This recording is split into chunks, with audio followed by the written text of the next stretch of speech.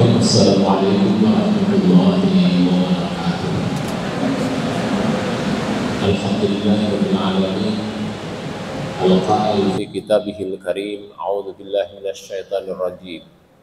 Ya ayyuhalladzina amanu kutiba alaikumus syiyam kama kutiba alal ladzina min qablikum la'allakum tattaqun. Wahai orang-orang yang beriman, diwajibkan atas kalian semuanya berpuasa pada bulan Ramadan ini untuk mencapai suatu ketakwaan.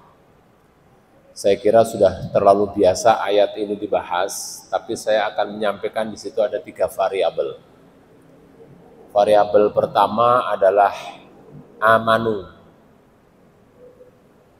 Variabel kedua adalah asyam.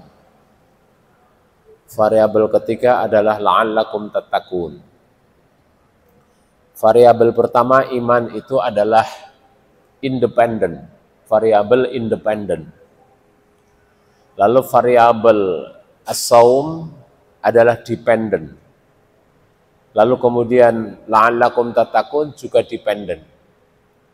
Maka iman menjadi hal utama.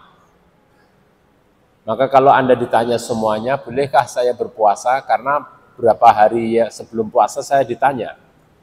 Yang bertanya adalah seorang Romo. Prof. Farman, saya akan berpuasa pada bulan Ramadan, boleh enggak? Kalau Anda yang ditanya, jawabannya apa, Mbak? Boleh apa tidak saya mau berpuasa? Gimana, Mas? Jawabannya gimana? Jadi seorang pendeta tanya akan berpuasa. Kalau kamu yang ditanya, menjawab boleh atau tidak boleh? Boleh ya? Saya jawab juga boleh. Tapi pahalanya dan kemuliaannya sesuai dengan keyakinan Anda. Paham ya? Jadi keyakinan yang mendasarinya sebagai variabel independen. Maka pertama kali Rasulullah SAW di awal masuk bulan Ramadan yang ditekankan adalah antara al-amnu wal iman. Al-amnu artinya adalah ketentraman, al-iman juga ketentraman, tapi hati nurani. Maka mahasiswa semuanya, adik-adik semuanya, kita supaya mampu memanage diri kita, pertama memang manajemennya adalah tentang jasmani. Maka pantas sekali ketika awal puasa kita masuk, ibu-ibu mak-mak itu rame, berjubel untuk mempersiapkan sembako.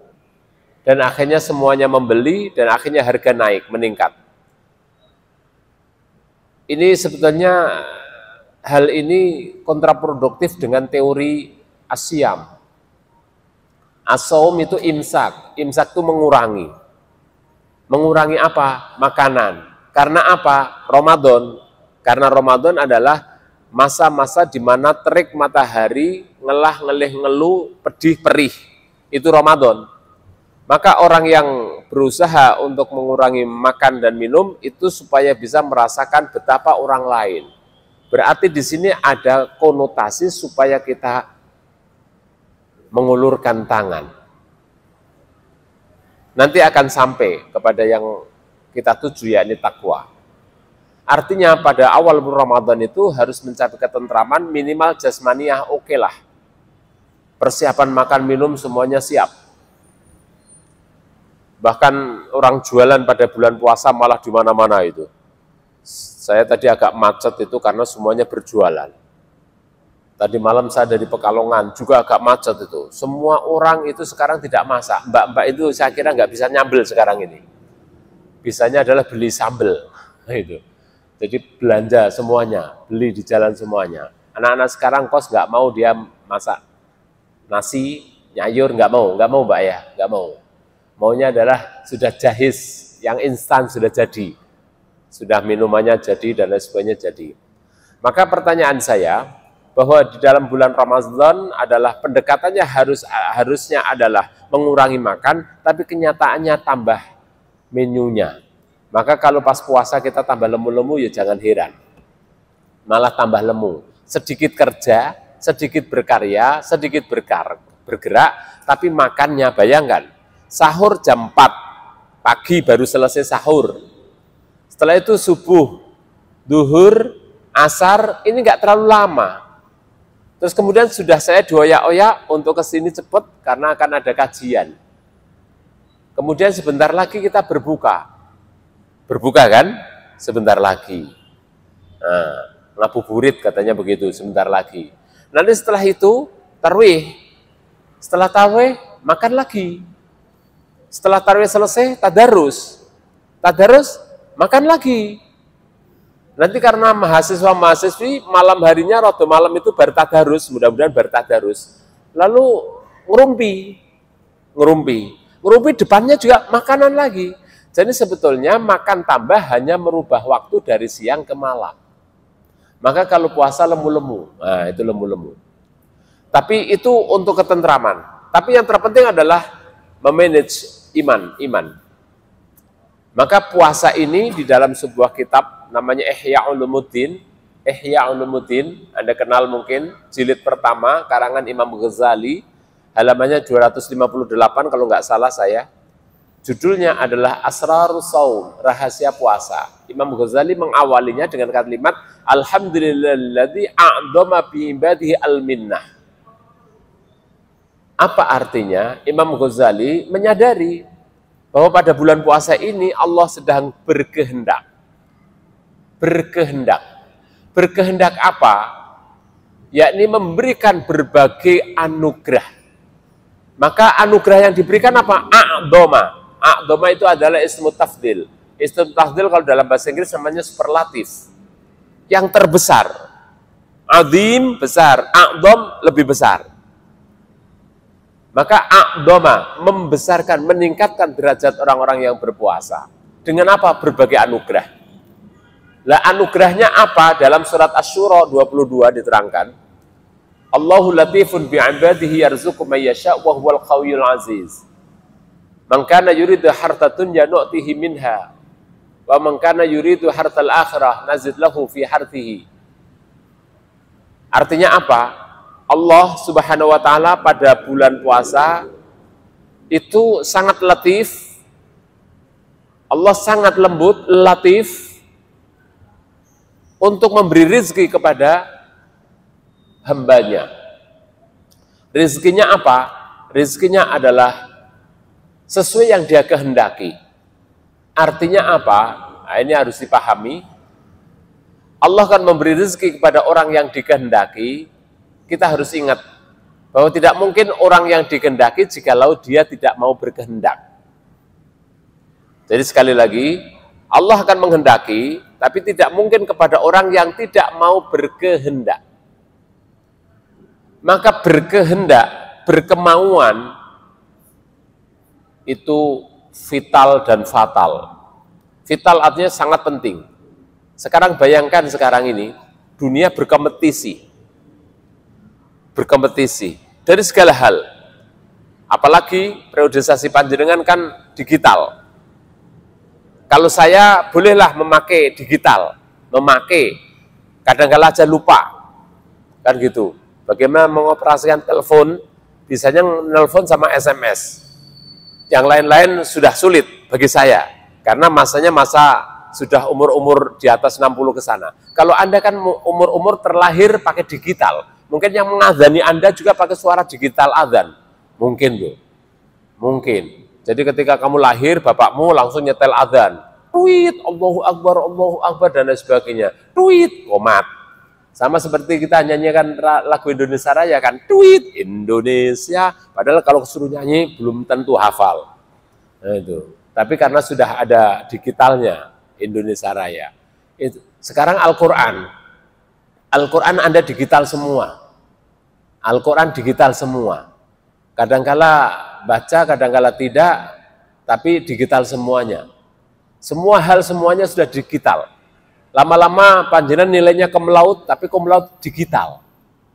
Hati-hati ini, kumlaut digital. Saya kemarin wisuda anak saya di UGM. 90% kumlaut. 90% kumlaut. Ya itu anak saya di UGM itu. Ya mungkin oke lah, mudah-mudahan memang beneran. Saya di UIN Wali Songo Semarang.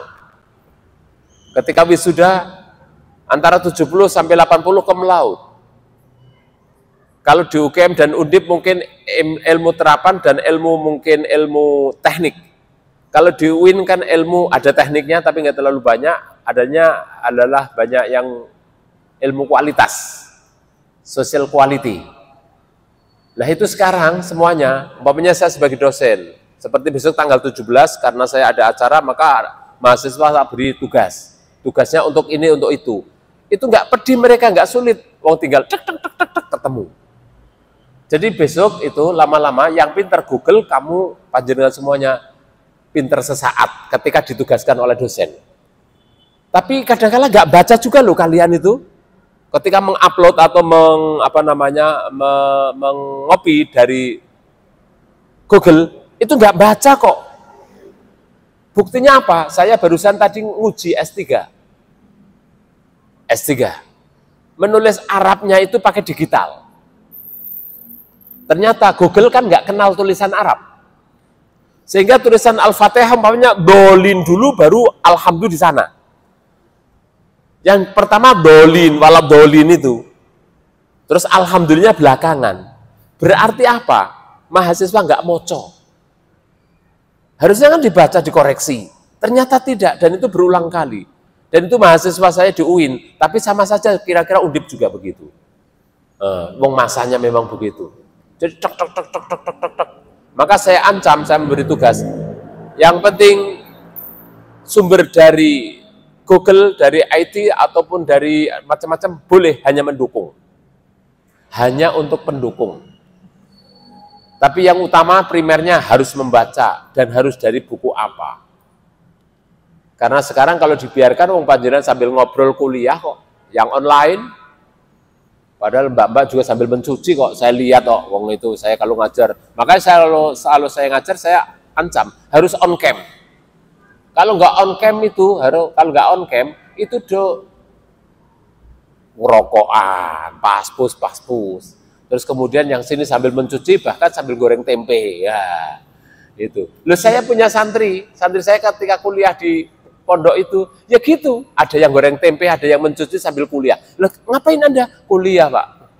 Ya Allah, ya Rabbi. Ini hati-hati. Jadi dunia digital, IT, itu bisa menjadi hal yang menyenangkan, tapi bisa jadi menjadi hal yang sangat merugikan untuk kita semua. Hati-hati. Saya kembali kepada tadi, kesehatan, keimanan.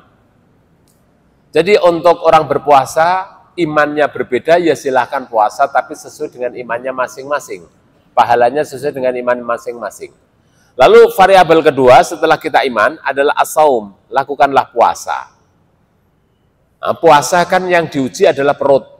Tapi sebetulnya adalah perut hanya sebagai media. Karena apa kok perut? Rasulullah SAW mengatakan secara hedonis, Rasulullah sudah tahu kalau manusia ke depan nanti hedonistik. Perut ini terisi 3, 1 makanan, air, dan udara. Ini artinya apa? Simbol kehidupan yang bersifat asupan. Berarti kita di akhir zaman memang puasanya dengan puasa asupan makanan. Kalau zaman dulu, orang-orang dahulu, ada yang puasa tidak boleh tidur. Ada yang puasa tidak boleh berbicara. Ada yang puasa tidak boleh makan daging. Berbeda-beda. Lah kita ini adalah tidak boleh asupan makan ketika fajar sampai matahari tenggelam. Apa artinya? Jadi manusia sekarang ini benar-benar perut sebagai simbolisasi hedonistik, tapi yang diuji sebetulnya adalah rohani. Maka kalau kita puasa, kok masih begini begitu, berarti rohani kita belum bagus. Ada dalam suatu hadis dikatakan, kamin sha'imin laisa lahu min siyamihi ilal ju' wal 'atas. Berapa banyak orang berpuasa tidak mendapatkan apa-apa hanya karena lapar dan haus. Ini sangat mendasar kritik itu. Karena apa? Karena yang diganggu adalah Imam Ghazali mengatakan bahwa manusia diberikan suatu kenikmatan, anugerah, tapi jangan lupa bahwa pada bulan puasa bima dafa'a minhu kaidus syaiton. Pada bulan puasa itu pengganggu, makhluk yang mengganggu kita malah hebat sekali. Hebat. Dan dia punya metode tersendiri. Dan punya pendekatan. Ibaratkan kita menulis makalah itu harus pakai metode dan pendekatan. Sekarang iblis setan juga begitu. Jadi dengan pendekatan yang macam-macam, jadi semakin puasanya kita semakin tinggi, ibaratkan yang mengganggu juga semakin tinggi. Cuman kalau kita konotasikan dengan hadis, saya tanya, pada bulan puasa neraka ditutup atau dibuka? Kata Pak Yai. Nerakanya diapakan, Mbak? Ditutup atau dibuka waktu bulan puasa? Seringkali mendengar tuh ceramah tuh, neraka katanya ditutup, surga dibuka, setannya lalu dirangket. Kok kemungkaran masih ada di tengah-tengah mahasiswa umpamanya, lalu sing jadi setan sopo? Nah, setan dirangket, neraka ditutup, surga dibuka. Lalu kalau ada kemungkaran, itu sing jadi setan sopo? Maka kalau gitu mencari setan ra usah ado-ado. Jadi yang berbahaya itu malah. Yang setan ini dibacakan ayat kursi rawedi. Jadi yang setan ini, yang kepala hitam, itu dibacakan ayat kursi, Allah paten silahkan manca arep nganti bonyok utawa sarapopo. Didongakne yo ora apa-apa, wis ora paten. Diwacane ayat kursi, ora peduli diadzani malah. Wah. Seperti itu. Ini setan abad modern. Abad modern. Lah puasa sebetulnya yang dibidik oleh Allah itu. Jadi kebersihan jiwa, rohani.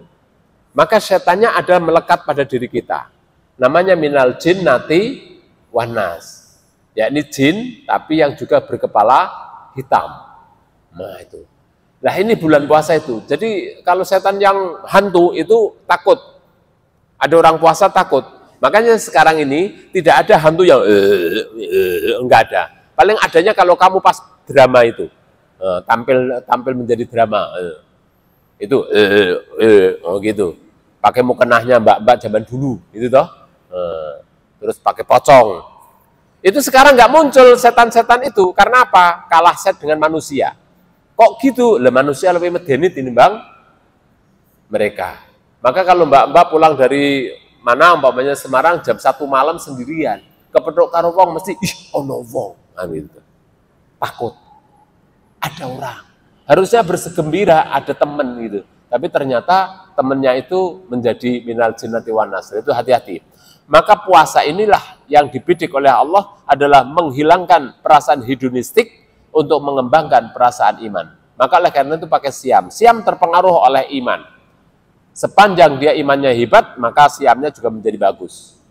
Maka oleh karena itu orang yang beriman berpuasa ketika diajak untuk bertengkar maka mengatakan inni shaim. Lalu yang terakhir adalah takwa. La'allakum tattaqun. Saya informasikan bahwa la'allakum tattaqun itu kalau dikaji secara morfologi bahasanya itu adalah fi'ilnya mudhari'. Fi'il mudhari' artinya present dan future. I will, akan dan mau berkehendak. Maka oleh karena itu Anda mau mendapatkan Lailatul atau tidak, itu terserah kamu berkehendak atau tidak. Ini malam hari ini tanggal 21, mungkin nanti malam rame, besok malam rame, sampai akhir rame. Sebetulnya nggak benar begitu, harusnya rame terus. Karena menurut saya Lailatul Qadar itu turun setiap waktu, sesuai dengan depending on the persiapan manusia. Jadi kalau manusia yang berpuasa sudah bersiap mendapatkan Lailatul Qadar, dia dapat duluan. Tapi kalau nggak pernah siap, ya akhirnya nggak pernah dapat apa-apa. Maka Lailatul Qadar tidak hanya sekali turun. Kasihan toh kalau sekali turun, yang siapnya tanggal sekian-sekian nggak dapat kesempatan. Maka oleh karena itu Rasulullah SAW begitu akan berakhir puasa, sedih, perih. Karena apa? Karena banyak orang yang belum melaksanakan pendekatan pada Allah lebih. Maka akhirnya Rasulullah mohon kepada Allah supaya mereka diberikan bonus. Bonusnya apa? Lailatul Qadar. Orang puasa sejak dulu, kan kutiba alaikumussalam min qabl, sejak dulu sudah diwajibkan untuk berpuasa. Tapi tidak seperti puasanya orang-orang Islam. Satu, puasanya ringan, pendek waktunya. Lalu kemudian, karena orangnya kecil-kecil juga, maka puasanya juga pendek-pendek. Tapi pahalanya diberi lebih banyak. Dengan apa? Dengan sarana satpras Lailatul Qadar. Dengan sarpras Lailatul Qadar. Maka kalau Anda itu akan berhenti ketika nanti akhir Ramadan mendapatkan Lailatul Qadar, Anda rugi. Akhirnya berbalik, kamu nggak jadi Lailatul Qadar.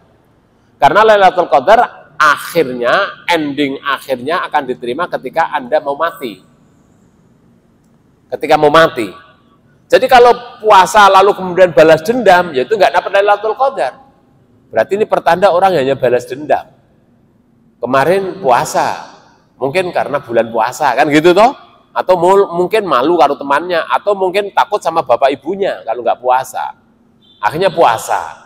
Setelah puasa selesai, balas dendam. Lu kok makan terus? Lah pinggir mangan-mangan kok saiki makan sing akeh. Lah orang ngebalas dendam kayak gitu, nggak akan mendapatkan Lailatul Qadar. Karena Lailatul Qadar pada hakikatnya diterima setelah kita akan meninggal dunia. Bagus apa enggak sampai akhir zaman itu. Sama orang haji. Orang haji katanya mendapatkan mabrur. Ketika pulang, keren kayak aku, insya Allah mabrur. Terus cerita kemabruran, buktinya saya begini, buktinya orang haji kan seringkali yang cerita gitu. Buktinya saya mencari sendal, tapi saya langsung pada Allah, sendalnya toko dewe kok. Aduh, ala itu omong kosong itu. Sering kan orang cerita yang tidak masuk akal itu. Wah, ketika saya mau mencium Hajar Aswad, itu nyatanya depan saya itu kosong, momplong. Langsung saya biak, singuk, ngapusi. Tapi ada saja cerita kayak gitu. Saya mencari sendal nggak ketemu, tapi saya langsung astagfirullahaladzim, sendalnya teko dewi. Nah, itu ngapusi meneh. Seperti orang haji artinya, kemabruran itu tidak diterima setelah pulang, bukan. Kemabruran itu akan diterima setelah kita akan meninggal dunia. Kualitas kita bagaimana setelah berhaji, kualitas kita bagaimana setelah berpuasa. Ukuran terakhirnya adalah before death. Maka akhirnya ada dipesan ketika sebelum mati, kita semuanya supaya la'allakum tattaqun. Berarti apa? Ini mudhari', fi'il yang terus berkelanjutan sampai akhir. Jadi nggak boleh nanti puasa, lebaran, tanggal berapa enggak tahu, ada yang tanggal 21, ada yang tanggal 22. Disyukuri saja, kupatnya 2 kali gitu loh. Disyukuri saja, nggak usah diperdebat kusirkan. Jadi 2 kali umpamanya. Seperti saya mungkin yang khotib 2 kali umpamanya seperti itu umpamanya. Gitu Mas ya. Panjenengan yang opor ya opor 2 kali, ya nggak usah diperdebat kusirkan. Karena bagaimana? Ini tugas Anda. Tugas Anda sebagai mahasiswa ke depan itu janjinya penentuan yang exactly itu gimana? To declare exactly for the man itu gimana? Kan science itu. Science. Bisa diteliti, bisa diukur, bisa dibiasakan, bisa diteliti terus. Karena science. Karena science maka seharusnya ke depan tidak ada perdebatan untuk perbedaan puasa. Ini berapa derajat, ini berapa derajat, ya sudah. Karena ada ilmu, sains, ya sudah. Nah, tapi sekarang ini masih belum. Nah, ini tugas kalian semua. Untuk menentukan kapan harus berlebaran.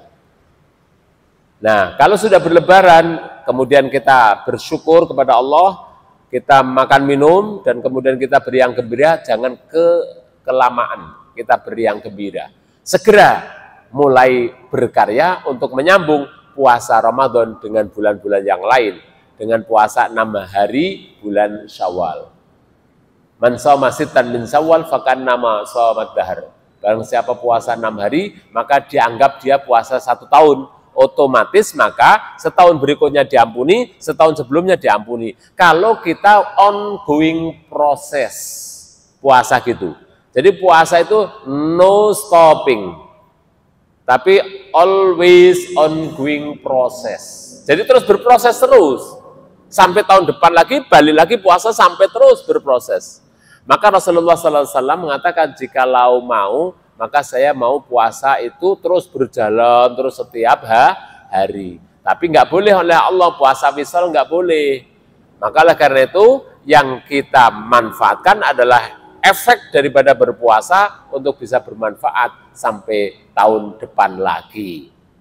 Itu yang harus kita pahami betul. Lalu kemudian adik-adik semuanya, kata la'alakum tattaqun, ini untuk mencapai takwa itu bagaimana? Ada 4 stasiun. 4 stasiun. Stasionarisasi 4. Pertama, Mbak, Orang yang berpuasa ini pertama kaitannya mesti puasa dengan berdiri sholat. Jadi stasionarisasi pertama adalah sholat. Stasiun pertamanya adalah sholat. Maka puasa mendidik kita untuk sholat. Maka ditambah kita sholatnya sholat tarwih. Nah, harusnya kita bergembira dengan sholat tarwih. Tapi kalian cuma alah tarwih meneh, ngono kira-kira kadang-kadang begitu kok. Ramadan meneh. Berarti tarwih meneh, nek arep tarwih ora tarwih yo piye, nek ora tarwih isin karo koncone, apalagi yang ini. Wah, aku nek ora tarwih ya isin karo pacarku. Lu kan gitu bisa jadi begitu. Nah, tarwih. Nah, itu pertanda orang yang seperti itu kurang welcome dengan puasa. Alah ramangan meneh, aku nek poso iki wis jan. Nah, seperti begitu. Hati-hati, meskipun itu perasaan justru itu intinya. Maka harus menjaga perasaan. Oleh karena itu, as-salat itu membentengi dari perilaku yang mungkar dari luar ke dalam. Dari luar, yang akan menyerang kita. Itu dibentengi oleh salat. Maka variabel salat untuk mencapai suatu la'alakum tatakun is very, very important. Ini pertama salat. Nah, salat berapa rakaat? Saya beritahu kalau bisa sehari semalam itu 40 rakaat, silahkan Mbak, bagus sekali. 17 rakaat adalah wajibnya, 11 rakaat adalah tahajudnya, lalu kemudian rawatibnya 10, terus kemudian duhanya 2. Every day, wah keren. Ini keren. Sebelum kita kuliah sudah sholat dulu, wah keren. Malah duluan, saya juga sebelum kuliah sholat Pak. Lah sholat apa? Subuh terlambat. Ngono kuwi kok, akeh malah ngono kuwi kok. Subuh terlambat. Ngomong lho sholat apa? Duha. Ngono kuwi akhirnya kok. Nah itu, subuh terlambat. Wes jam 5 seucek-ucek kok. Saya tahu kenapa, yaitu yang saya punya santri saja wangele ra umum kon jamaah subuh sama jamaah yang lain. Ngene ra umum, apalagi anak-anak undip ya mbuh kira-kira. Wah ya enggak tahu lah, tapi mudah-mudahan saya underestimate saya itu ya ada wah semangat malah. Kalau yang di UIN merasa wah saya kan sudah tahu hukumnya, enggak apa-apa, terlambat-terlambat yang penting masih sah, ngono gitu. Kalian kan wah karena bukan jurusannya maka harus sebaik mungkin, saya kan begitu kira-kira, hati-hati. Itu sholat. Yang kedua adalah as-saum, untuk mencapai takwa. Berarti puasa ini supaya Anda kalian untuk menjaga puasanya sebaik mungkin. As-saum. Yang ketiga adalah as-sadaqah. Maka di dalam kita puasa diwajibkan untuk syariat berzakat. Kalau Anda kewajibannya zakatul fit, karena masih mahasiswa. Wong kadang-kala akhir bulan tuku karo Mbak Sastro, Bu, bon dulu ya, ngono kuwi to. Akhir bulan, bon dulu catet. Ngono kuwi akhir bulan kok. Nah, dicatat bon. Karena akhir bulan, maka kewajiban Anda adalah membayar zakatul fit. Zakatul fit itu hanya zakat 1 tahun sekali, padahal Anda hidup di bumi ini, bernafas sekian lama, makan minum sekian banyak, tidur sekian lama, kemana kemari bermain ria, hanya bayar zakat 35.000. Kan sangat-sangat naif. Maka oleh karena itu, sedekah jariyah dan zakat al-mal itu sangat ditekankan pada bulan puasa ini. Maka kalau Anda pulang nanti, tolong menasihati orang tuanya, Pak, harta Bapak berapa? Ya dihitung, ya dihitung. Yang dihitung apa? Rumahnya dihitung, hartanya dihitung, mungkin perusahaannya berapa dihitung. Kalau sudah ketemu 1 tahun berlalu, berarti sudah haul namanya. Itu berkewajiban zakatul mal. Maka dipotong 2,5% kali kumulasi hartanya itu. Hal seperti ini sangat jarang dilaksanakan. Maka ini saya informasikan ke Anda untuk mencapai ketakwaan, salah satunya sedekah, jariyah, zakat, dan lain sebagainya. Lakukanlah. Terus yang terakhir adalah jihad. Jihad itu kesungguhan. Sungguh kita dalam melaksanakan ibadah kepada Allah, dalam berpuasa dan macam-macam jihad. Maka orang yang mujtahid itu ibaratkan unta itu punuk yang tertinggi, punuk di dalam gegere unta itu namanya sanamuddin, punuk unta. Jadi setelah jihad kita setelah bersedekah, terus kita jihad. Nah, jihad itu adalah sebagai sanamuddin. Sanam itu adalah ukuran punuk yang tertinggi dalam kita beragama. Itu namanya jihad. Karena apa? Ada orang, dia sudah masuk Islam, percaya kepada rukun Islam, rukun iman, tapi kemudian kemauan hirohnya untuk berbuat itu males sekali. Itu banyak saya kira. Jadi orang kok lelek, males sekali. Maka orang yang seperti ini kalau menjadi masalah, kalau dia berada, pasti timbul masalah. Kalau orang itu datang, pasti ada masalah. Kalau orang itu metu, teko, pasti ada masalah. Sing tengkar, sing kelai, sing macam-macam. Maka orang itu jikalau tidur itu lebih baik dan itu berpahala. Jadi tidurnya orang berpuasa janjinya konotasinya itu untuk kritik orang-orang yang paling malas. Daripada dia hidup tapi membuat perkara, lebih baik tidur tidak berdosa. Kan gitu toh? Maka akhirnya naumus shaim ibadah. Tidurnya orang yang kurang ajar, beling banget itu adalah beribadah. Karena apa? Kalau hidup dia membuat perkara. Nek enggak membuat perkara karena tidur, maka dia dapat pahala karena tidak berbuat kemungkaran. Jadi dalil untuk naumus shaim ibadah itu sangat lemah sekali. Dan saya sejak dulu kala enggak setuju. Saya membaca Ihya Ulumuddin ternyata hadisnya lemah. Nah, maka oleh karena itu semangat. Tapi kalau mahasiswa ini enggak tahu kalau Undip sampai tanggal berapa semangatnya masih. Nah, kalau mahasiswa saya mau ngajar tanggal 17. Tanggal 17. Prof sudah pulang. Wah, kalau Undip nggak tahu tanggal berapa. Prof sudah pulang, loh masih ngajar loh jadwalnya. Iya tapi nggak apa-apa pulang loh Prof gini-gini. Akhirnya saya beri tugas. Nah, tugas harus dikirim pada tanggal 17 dan sesuai dengan absen semuanya. Nah jadi begitu. Jadi mahasiswa tidak boleh dia kemudian apalagi bulan puasa bermalas-malas ria. Saya tidak tahu, Mas ada tanya jawab apa enggak? Ada. Maka tanya jawab kita beri waktu seperempat jam ya. Maka oleh karena itu saya berhenti di sini dulu. Jadi variabel 3 la'allakum tattaqun akan bisa dicapai ketika kita melakukannya adalah sholat diperbaiki, puasa diperbaiki kualitasnya, sedekah diperbaiki kualitas dan kuantitasnya, lalu kemudian jihad harus kita perbaiki kualitasnya dan kuantitasnya. Jihad di sini jika bukan diartikan kemudian kalau jihad seperti ini, wah orang mendengar kata jihad kok takut. Wong jihad itu adalah kesungguhan, kok sungguh-sungguh. Belajar sungguh-sungguh, bekerja sungguh-sungguh, terus kemudian meneliti sungguh-sungguh, membimbing sungguh-sungguh, semuanya begitu. Jangan kita meneliti, penelitiannya sudah jadi, proposalnya belum diterima, repot toh. Meneliti, kesimpulannya sudah jadi, proposal belum diterima, apa itu namanya?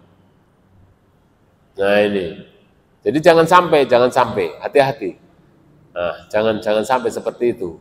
Kalau orang luar negeri kan begitu intens untuk penelitiannya, kita kadang-kala main serabat, nah, belum proposalnya diterima, penelitian sudah jadi. Nah ini tidak boleh begitu, itu tidak la'allakum tattaqun.